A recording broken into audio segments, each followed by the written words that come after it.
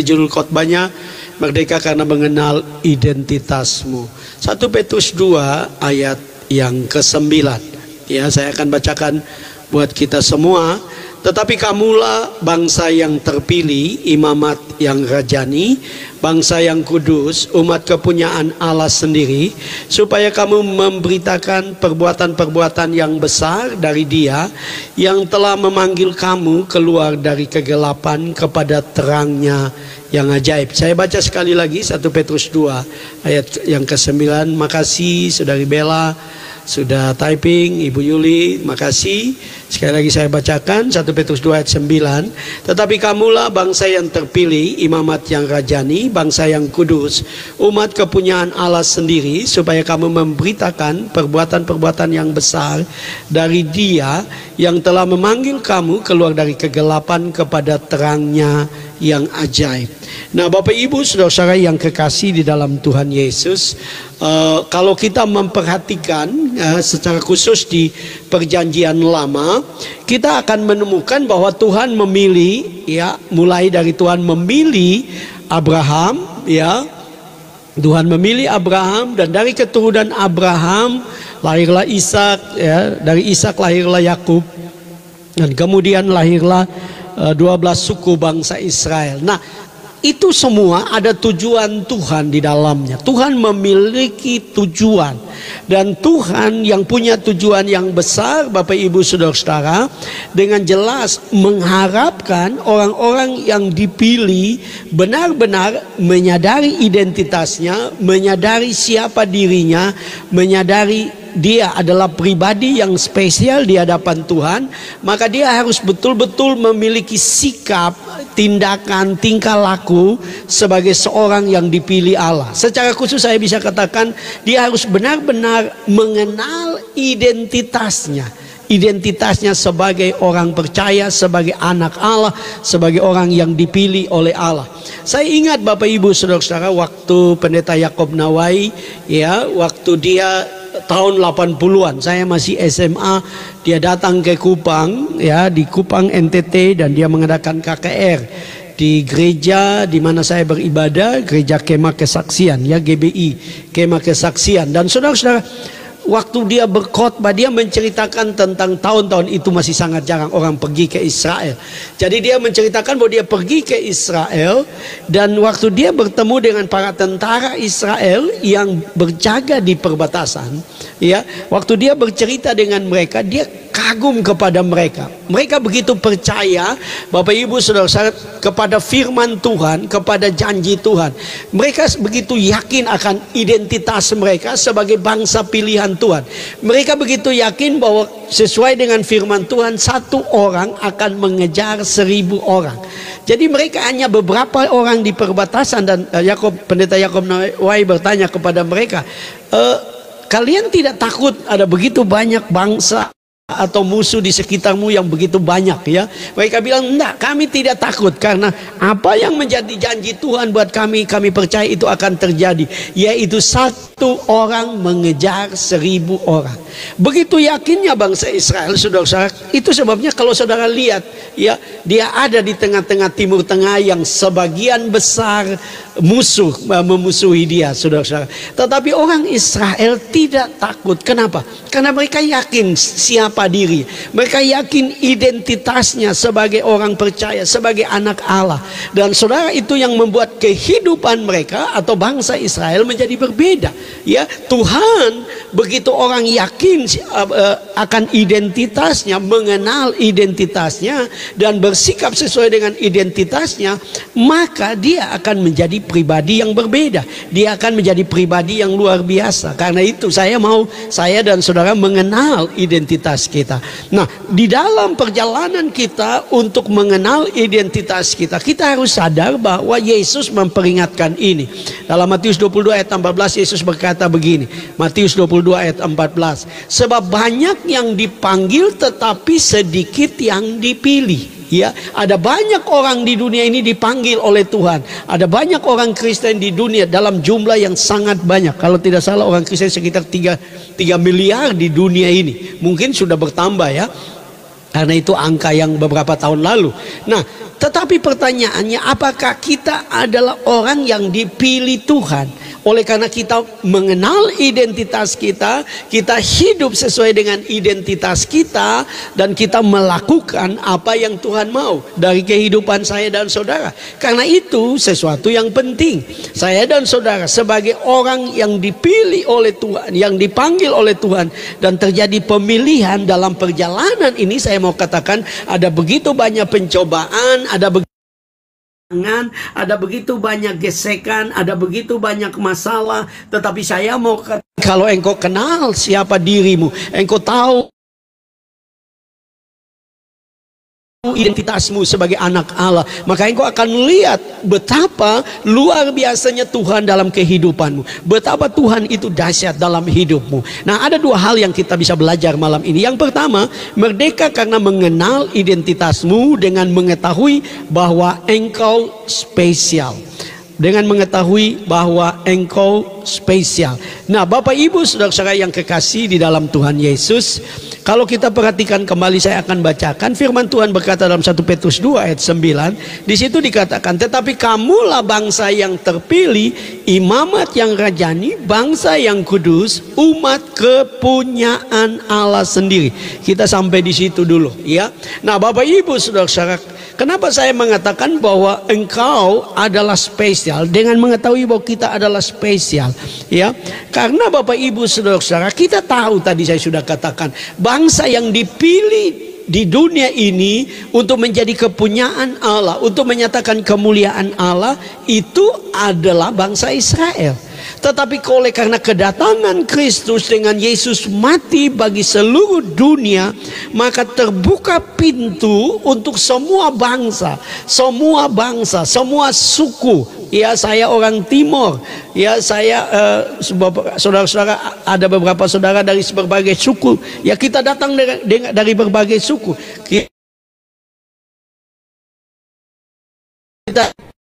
Dari kita semua Tuhan kumpul, Tuhan selamatkan kita, saya dan saudara. Nah, saya suka waktu saya meneliti tentang kata bangsa di sini. Kata bangsa ini berasal dari kata Yunani genos. Jadi Petrus sedang berkata bahwa saya dan saudara adalah bangsa yang terpilih, atau kata genos itu juga mempunyai arti keluarga. Jadi kita adalah keluarga yang terpilih. Kita masuk dalam keluarga Allah. Kita menjadi bagian dari keluarga Allah. Yesus pernah berkata waktu orang bertanya, ibu dan saudara-saudaramu datang mencari engkau. Dan Yesus berkata, ya, siapakah ayahku dan siapakah ibuku dan siapakah saudara-saudaraku? Dan Yesus melanjutkan bahwa yang menjadi ibu saudara-saudaraku adalah mereka yang mendengarkan firman dan percaya kepadaku. Artinya saya dan saudara, oleh karena iman, oleh karena kita percaya, oleh karena kita mencari Tuhan, kita adalah keluarga Allah. Kita adalah bagian dari keluarga Allah. Ini luar biasa. Suatu pemulihan identitas, saudara-saudara. Karena sekali lagi, dulu orang yang dipilih cuma Israel. Petrus adalah orang Israel, tapi Petrus memberitakan suatu kabar baik buat semua kita, semua, saya dan saudara, dari bangsa mana, dari suku mana, Tuhan tidak melihat itu. Bahkan kata genos itu juga mempunyai arti keturunan. Jadi kita ini adalah keturunan ilahi, dalam pengertian ada benih ilahi. Waktu kita percaya kepada Tuhan, kita beriman kepada Tuhan, kita ini adalah benih ilahi, ada benih ilahi. Paulus memberikan satu ungkapan yang lain bahwa ada manusia roh. Kita juga adalah makhluk roh. Oleh karena iman kita, ada Roh Kudus dalam hidup kita, maka kita juga adalah milik Allah, adalah makhluk roh. Bukan saja hanya tubuh atau jiwa, tapi kita juga ada roh. Kemudian kata genos ini juga mempunyai arti kewarganegaraan. Alkitab dengan jelas menunjukkan bahwa saya dan saudara memiliki dua warga negara. Saya dan saudara sebagai masyarakat atau rakyat Indonesia, kita memiliki warga negara sebagai warga negara Indonesia. Tetapi sebagai orang percaya, saya dan saudara adalah juga memiliki kewarganegaraan surga. Jadi kita punya dua warga negara. Kita yang percaya kepada Yesus, kita pasti pergi ke surga. Itu sesuatu yang luar biasa. Tuhan mau untuk saya dan saudara menyadari, ya, menyadari bahwa Tuhan mau bahwa kita sebagai warga negara, ya. Arti lain dari kata genos adalah kumpulan banyak individu yang mempunyai sifat atau jenis yang sama. Ini luar biasa. Kita orang percaya, kita mempunyai sifat yang sama, yaitu sifat yang penuh dengan kasih dan sebagainya. Kita melakukan yang terbaik. Kemudian Bapak Ibu Saudara, kata terpilih. Kata terpilih ini berasal dari kata ekletos. Ekletos ini mempunyai arti bukan saja terpilih tapi juga utama, ya. Utama, dan saya dan saudara luar biasa sebagai orang percaya, waktu kita datang kepada Tuhan, ya, waktu kita berdoa kepada Tuhan, waktu kita berseru kepada Tuhan, Tuhan mengutamakan kita. Dia memilih kita. Dia memilih saya dan saudara. Itu sebabnya saya dan saudara harus hidup sebagai orang terpilih, ya. Sebagai orang terpilih kita harus hidup sesuai dengan apa yang Tuhan mau, ya. Kata ekletos ini juga mempunyai arti, yaitu yang terbaik dari jenis atau kelasnya. Wow, bayangkan saudara, saya Franz Meshach terpilih di hadapan Tuhan, itu terbaik dari jenisnya. Bukan berarti kan saya sempurna, bukan karena saya hebat, bukan karena saya punya banyak kelebihan, tapi ini bicara tentang anugerah. Bagaimana suatu bangsa atau bagaimana bangsa-bangsa di luar Israel yang dianggap oleh orang Yahudi terkutuk, saudara-saudara, yang dianggap oleh orang Yahudi anjing, saudara-saudara, ya. Itu sebabnya perempuan Kanaan yang datang kepada Yesus, ya, Yesus berkata bahwa orang tidak memberikan roti kepada anjing. Itu adalah sindiran dari Yesus. Bukan Yesus menyindir wanita itu, tapi Yesus sedang menggunakan ungkapan orang Yahudi terhadap orang di luar bangsa Israel. Tapi wanita itu terus datang, ya. Wanita itu terus datang kepada Tuhan, dia terus mendesak kepada Tuhan, dan dia mengalami mujizat dari Tuhan. Kemudian kata yang berikut Bapak Ibu Saudara adalah imamat yang rajani. Imamat kita tahu itu berbicara tentang keimamatan, ya. Nah, di dalam perjanjian lama yang menjadi imam itu adalah keturunan Lewi. Ya, sudah bangsa Israel masih lagi khusus keturunan Lewi. Orang khusus atau kelompok khusus, ya. Orang Israel yang bukan Lewi juga bukanlah imam, hanya orang Lewi. Tapi luar biasa, kita di dalam perjanjian baru, waktu Yesus datang mati buat kita, kita menjadi orang-orang yang spesial. Kenapa? Saya dan saudara adalah imam-imam, tapi bukan sekedar imam. Dikatakan di sini oleh Petrus bahwa imamat yang rajani itu mempunyai arti keimaman yang berkerajaan. Karena kata rajani itu berasal dari kata Yunani basilias. Basilias itu berbicara tentang satu kerajaan. Jadi keimamatan kita ini keimamatan yang berkerajaan. Ada di dalam kerajaan Allah. Kita dipilih oleh Tuhan.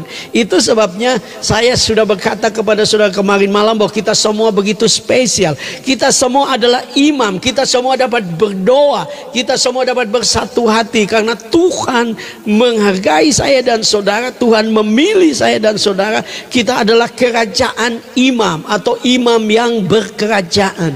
Kita semua adalah spesial. Doa kita semua spesial. Doa saudari Ninsi spesial, saudari Bella spesial, Pak Gusti spesial, Ko Jo spesial, Ibu Yuli spesial, Pak Yosafat spesial, Pak Maxi spesial, saudari Jesselyn spesial. Doa-doa kita spesial. Kita ada dalam satu kerajaan keimanatan yang luar biasa. Tetapi tahukah saudara bahwa kata basilias itu juga mempunyai arti raja. Raja, ya. Basilias mempunyai arti raja. Jadi kita ini, ya, bukan sekedar lagu sekolah minggu saudara nyanyi, aku anak raja, engkau anak raja, kita semua anak raja. Tapi memang kita ini, saya dan saudara adalah raja. Di hadapan Tuhan kita spesial. Di hadapan Tuhan kita punya otoritas. Di hadapan Tuhan kita punya kuasa.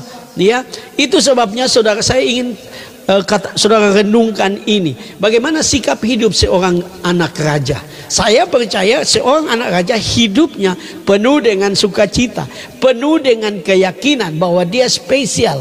Ya, dia adalah spesial. Kalau dia adalah keturunan raja, dia spesial. Kalau dia anak raja, dia spesial. Dia akan berjalan dengan penuh kepercayaan diri, penuh keyakinan, penuh iman. Oh, dia yakin bahwa karena dia adalah raja, dia punya otoritas. Karena raja-raja pada zaman dulu itu mereka akan memberikan kepada anaknya cincin otoritas. Itu yang saudara baca, kita baca belajar tentang anak bungsu yang kembali.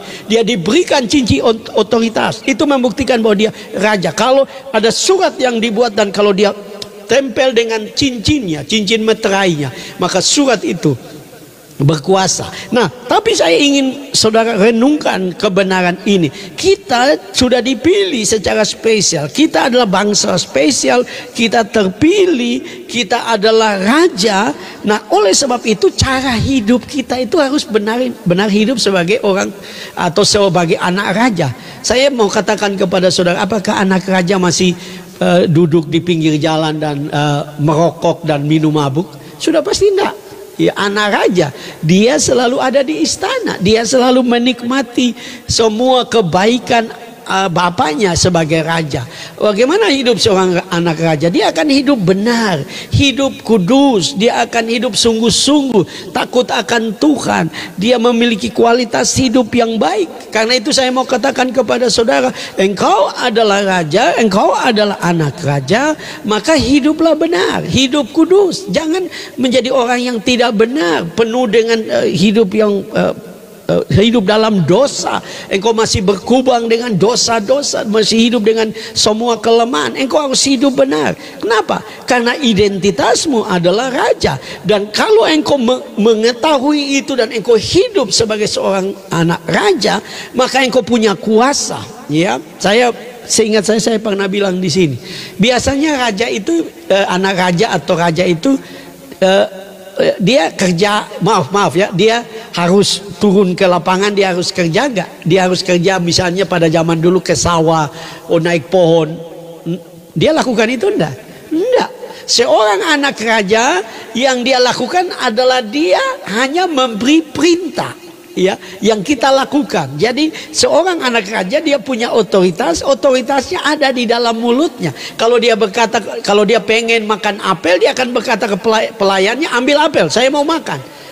Itu otoritas, itu raja. Ya, nah saya dan saudara adalah anak raja. Tuhan mau supaya kita mengetahui identitas kita dan tidak peduli. Ya, shalom saudara yang baru bergabung. Tidak peduli latar belakang kita, tidak peduli keadaan kita. Saya berulang-ulang katakan, tidak peduli saya saudara seperti apa. Kalau saudara dan saya percaya kepada Yesus, saudara beriman kepada Yesus, engkau memiliki identitas yang baru, yaitu sebagai bangsa terpilih, sebagai raja. Ini sesuatu yang spesial, bangsa yang kudus. Perhatikan, Petrus juga mengatakan tentang bangsa kudus. Kita harus hidup kudus, kita harus bertobat, ya, kita harus sungguh-sungguh, ya. Karena saya mau katakan, saudara, kita semua melayani lewat room ini, ya. Kita harus belajar untuk introspeksi diri. Apakah saya hidup benar? Saya hidup takut akan Tuhan. Kenapa? Karena kalau saudara hanya ikut ibadah, saudara hanya ikut bersekutu, tapi saudara tidak hidup sebagai bangsa yang kudus, saudara tidak akan menjadi umat kepunyaan Allah sendiri. Ya, kalau kita sungguh-sungguh hidup benar, saudara tidak perlu takut dengan hidupmu, saudara tidak perlu takut dengan masa depanmu, saudara tidak perlu takut dengan apapun. Kenapa? Karena ada kuasa di dalam diri kita. Kita menggunakan otoritas itu. Saya sudah katakan, saudara raja akan tinggal berfirman saja, bersabda saja. Dia hanya berkata dan semua akan dilakukan. Oleh sebab itu saya dan saudara, saya mendorong, mari kita sadar bahwa kita adalah spesial. Tahu identitasmu, hidup benar, hidup takut akan Tuhan. Kenapa saudara begitu penting? Karena saya mau katakan saudara-saudara bahwa kalau kita tidak hidup benar, ya, maka mungkin pelayanan kita orang diberkati, tapi saya dan saudara akan ditolak. Ya, saya dan saudara akan ditolak. Itu sebabnya ya ini kita melayani lewat media. Saudara kan tidak tahu saya, saudara tidak tahu hidup saya, saudara tidak tahu rumah tangga saya. Tetapi saya mau katakan kepada saudara, Tuhan tahu. Ya, kalau saya tidak benar, satu waktu akan terbongkar. Ya, satu waktu. Bukan masalah mungkin saudara berkata, wah Pak Pendeta saya diberkati dengan khotbah Pak Pendeta dan saya bangga. Enggak. Saya menyadari bahwa saya harus terus memeriksa hidup saya, menjaga kekudusan saya, menjaga kehidupan iman saya. Karena saya adalah orang pilihan Tuhan, saya harus hidup seperti orang pilihan Tuhan dengan identitas yang benar. Hidup bertobat, saya mau katakan itu penting, ya, karena kita bisa menjadi orang yang akan ditolak oleh Tuhan. Yang itu Yesus mengatakan, ya, bukan orang yang berseru-seru Tuhan, Tuhan yang akan diselamatkan, tapi mereka yang melakukan firman. Amin, amin. Ibu Filomena selamat bergabung. Iya saudara Dayak Birneo. Amin. Nah itu sebabnya mari, Tuhan sudah memberikan kita sesuatu yang luar biasa. Kita sudah dipilih, kita adalah bangsa yang kudus, kita adalah imamat yang rajani, kita kepunyaan Allah. Tetapi saya dan saudara harus hidup benar. Jangan, ya, jangan saudara-saudara. Ya, saya pernah cerita di sini. Kenapa ini perlu? Karena kita sedang hidup di akhir zaman. Bisa aja kita menjadi orang Kristen yang munafik, saudara. Ya, kelihatan begitu rohani, kelihatan luar biasa. Kalau doa begitu luar biasa, tapi ternyata kita masih hidup dalam ketidakbenaran, hidup di dalam dosa, hidup di dalam hal-hal yang tidak benar. Ya, saya teringat akan cerita, ya, saya tidak tulis di sini. Saya pernah cerita di sini. Di Singapura tahun-tahun dulu pernah terjadi, saudara. Ada seorang penginjil yang dipakai Tuhan dari Amerika. Dia bikin KKR di Singapura, saudara. Malam pertama buta melihat, tuli mendengar, ya, lumpuh berjalan, mujizat luar biasa terjadi. Malam kedua KKR sudah mulai orang panitia kebingungan karena pengkhotbahnya orang Amerika ini tidak datang-datang. Akhirnya panitia lari ke hotel, saudara-saudara, dan dengan petugas hotel mereka paksa buka kamar, dan ternyata pendetanya sudah mati dengan pelacur di kamar, saudara. Malam sebelumnya masih ada mujizat. Ya mungkin orang bertanya, kenapa sih bisa begitu Pak Pendeta? Bagaimana sih? Ya, Tuhan itu bela firman-Nya. Jadi kalau saya dan saudara hidup tidak benar, doa orang sembuh, itu bukan karena engkau punya doa hebat, bukan karena kita dipakai Tuhan hebat, tidak. Itu karena Tuhan menghormati firman-Nya. Kemudian bisa saja itu iman dari orang yang sedang sakit itu sehingga dia sembuh. Ya, itu sebabnya kita tidak boleh bangga bahwa oleh karena kita hebat, kita luar biasa, kita bisa menjadi orang yang munafik. Ya, itu sebabnya saya selalu berkata, mujizat bukan segalanya. Mujizat penting, Tuhan saja melakukan mujizat.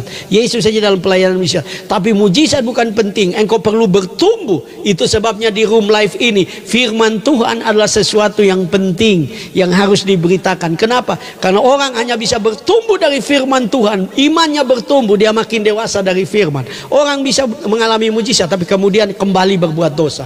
Tapi kalau saudara bertumbuh dalam firman, engkau akan menjadi pribadi yang spesial. Engkau benar-benar hidup sesuai dengan identitasmu sebagai orang percaya. Karena saya mau katakan kepada saudara, kita semua bisa bersandiwara, termasuk saya yang khotbah malam ini. Tapi saya dan saudara harus menjadi orang yang belajar untuk memeriksa diri. Apakah aku berkenan di hadapan Tuhan? Apakah aku hidup benar? Apakah aku bangsa yang kudus? Apakah aku kepunyaan Allah? Apakah aku betul-betul hidup sesuai dengan apa yang Tuhan mau? Karena itu penting, saudara. Itu penting. Hati-hati. Iya, kita bisa menyanyi dan orang diberkati, kita bisa berkhotbah dan orang diberkati, kita bisa berdoa dan mujizat terjadi. Tapi semua itu oleh karena anugerah Tuhan. Dan saya mau katakan kepada saudara, di akhir zaman ini ada juga banyak pendeta yang penipu ternyata. Ya, mereka tidak hidup sesuai dengan apa yang Tuhan mau. Dan saudara harus juga berhati-hati. Ya, mereka menggunakan firman Tuhan untuk mencari keuntungan atau melakukan hal-hal yang tidak benar.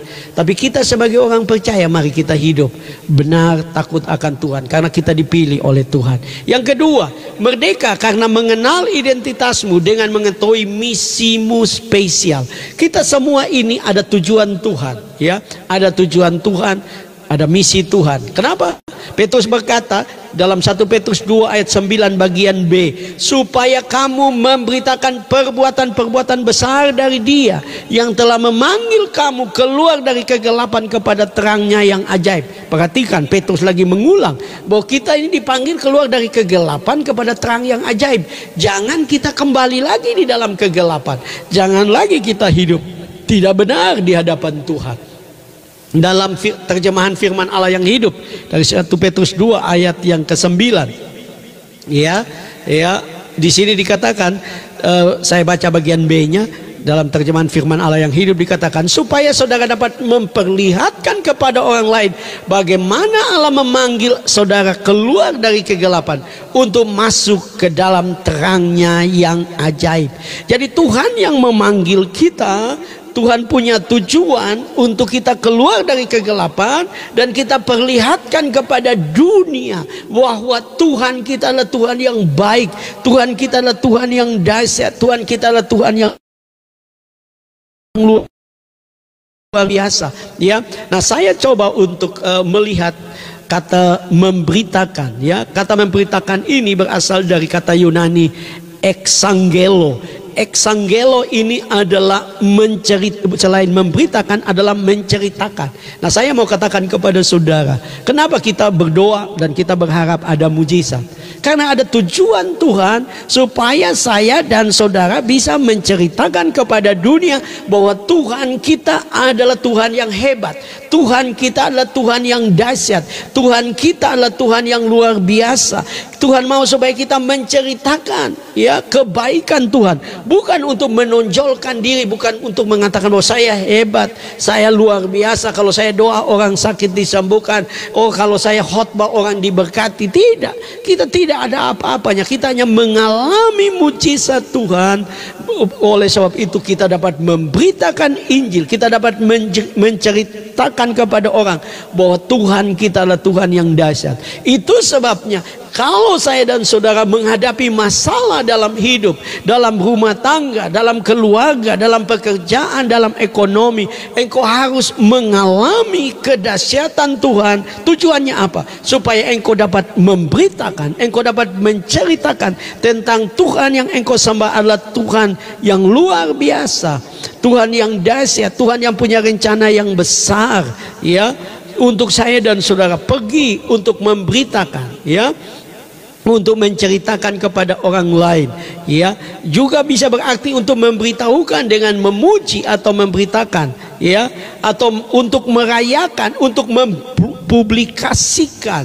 Kenapa kita menggunakan media untuk pemberitaan Injil? Karena kita mau memuji Tuhan sehingga orang yang tidak percaya yang hadir, yang mungkin lewat atau mereka datang di Komal ini atau di live kita, mereka melihat bahwa Tuhan kita adalah Tuhan yang dahsyat.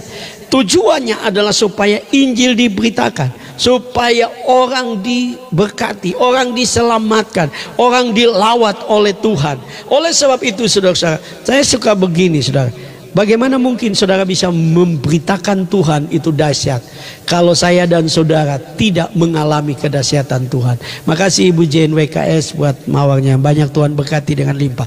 Tuhan mau supaya kita mengalami. Itu sebabnya sebagai orang Kristen saya mau katakan, Tuhan rindu untuk engkau alami mujizat, Tuhan rindu untuk engkau mengalami kedahsyatan Tuhan, Tuhan rindu untuk engkau melihat betapa Tuhan itu baik, Tuhan itu dahsyat, Tuhan itu luar biasa, Tuhan itu melakukan perkara-perkara besar, dan Dia masih terus bekerja untuk saya dan saudara.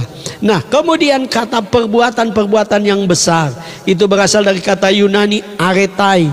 Aretai itu Bapak Ibu Saudara-saudara bukan saja perbuatan yang besar, tapi perbuatan-perbuatan ajaib, ya, perbuatan-perbuatan ajaib yang Tuhan kerjakan dalam hidup kita.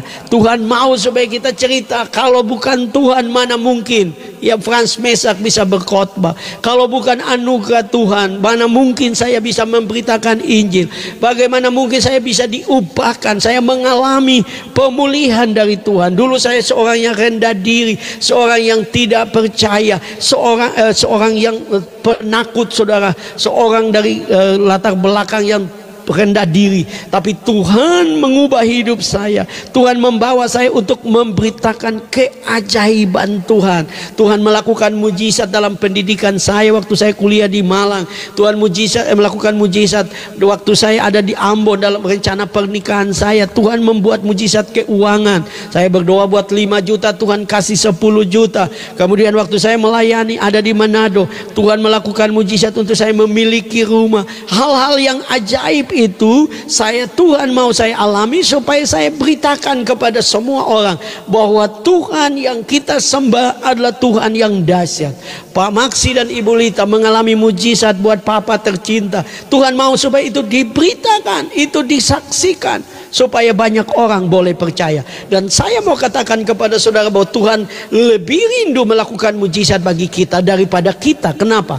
Karena tujuan dari mujizat adalah supaya kita jadi berkat.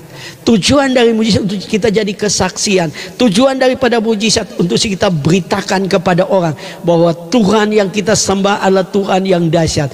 Karena itu kalau engkau ada malam ini dan engkau ada masalah dalam hidupmu, dalam rumah tanggamu, dalam ekonomimu, dalam pekerjaanmu, masa depanmu, usahamu, keluargamu, saya mau katakan Tuhan ingin melakukan mujizat. Kenapa? Karena Dia mau supaya engkau bisa memberitakan kepada banyak orang bahwa Tuhan yang engkau sembah adalah Tuhan yang dahsyat. Maaf, Tuhan yang luar biasa, Tuhan yang ajaib, Tuhan yang heran, Tuhan yang melakukan perkara-perkara besar. Iya, kata aretai juga mempunyai arti tindakan yang menyelamatkan.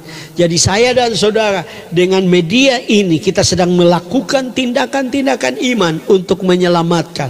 Orang boleh dibawa kepada Tuhan, orang boleh diselamatkan, ya, orang boleh dipulihkan, orang boleh dirampas dari semua dosa, dari ikatan dosa. Itu sebabnya kita perlu berdoa banyak supaya lewat media ini, lewat live kita, ada orang-orang yang dijamah Tuhan, diubahkan oleh Tuhan, orang bertumbuh dalam pengenalan akan Tuhan. Kenapa? Karena itu yang Tuhan inginkan. Saya dan saudara mempunyai misi yang spesial. Saudara yang mungkin berkata, oh Pak Pendeta, saya cuma bisa tahu menyanyi. Saya mau katakan nyanyianmu akan menjadi kabar baik buat orang dan orang diselamatkan. Mungkin engkau berkata, Pak Pendeta, saya menyanyi fals, saya tidak pandai nyanyi. Tapi doa-doamu dapat menyelamatkan orang. Doa-doamu dapat mendatangkan mujizat sehingga orang yang terikat boleh dilepaskan. Kita menyelamatkan orang. Mungkin engkau seorang yang sederhana, tidak bisa bicara, saudara pemalu, saudara rendah diri, tapi kehadiranmu di live ini, dengan kehadiranmu dalam pelayanan ini, engkau sedang ikut terlibat karena engkau sedang mengerjakan misi Allah yang spesial, misi Allah yang luar biasa. Permisi, saya minum dulu.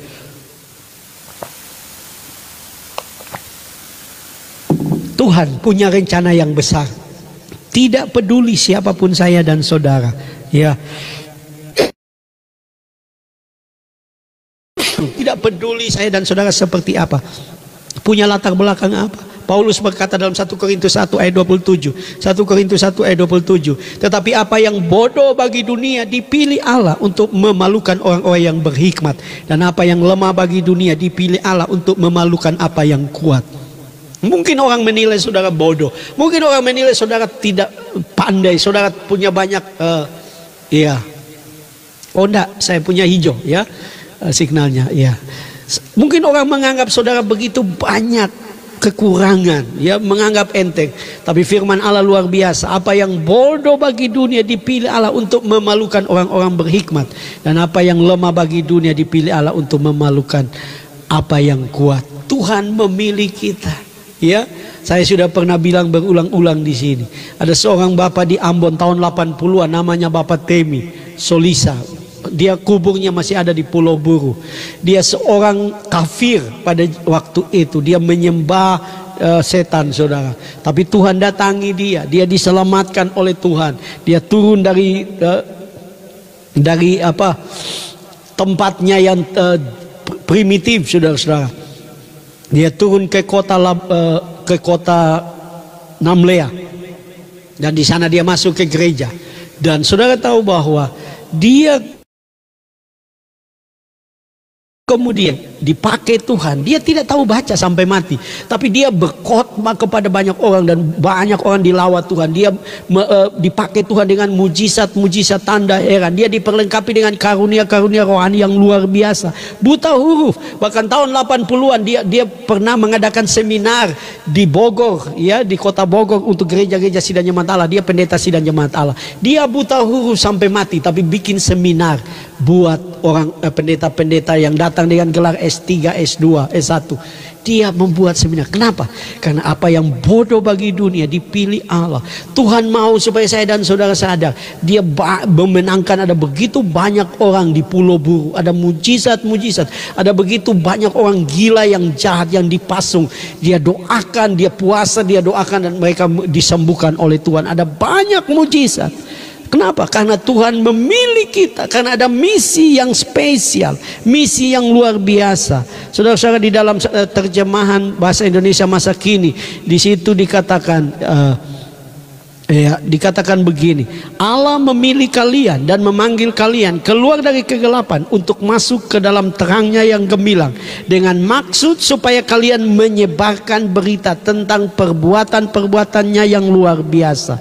Di dalam terjemahan yang berbeda lagi dikatakan begini: supaya kamu memberitakan kehebatannya yang telah memanggil kamu dari kegelapan kepada terangnya yang ajaib. Tuhan memanggil kita, siapapun kita.